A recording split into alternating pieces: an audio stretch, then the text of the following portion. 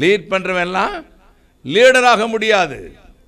அழைப்புள்ளவன் மட்டுமே அவர் சமூகத்தை நிற்பா. பாருங்க, அழைக்கப்பட்டவங்க ரெண்டு வார்த்தை தான் பைத்தியக்கார மாதிரி பேசுவாங்க, ஜனங்களுக்கு அது ரொம்ப ஆசீர்வாதமாக இருக்கும்.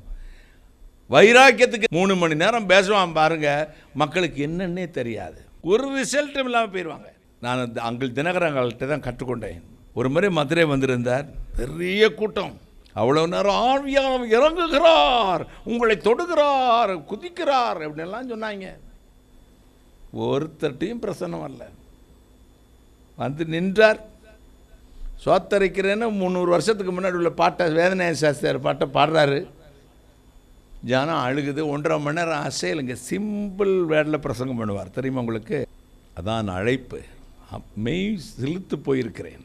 Is a man of God. அழைக்கப்பட்டவனே ஒழிய ஒருவனும் இந்த கனமான ஊழியத்தை செய்ய முடியாது. கைகளை தட்டி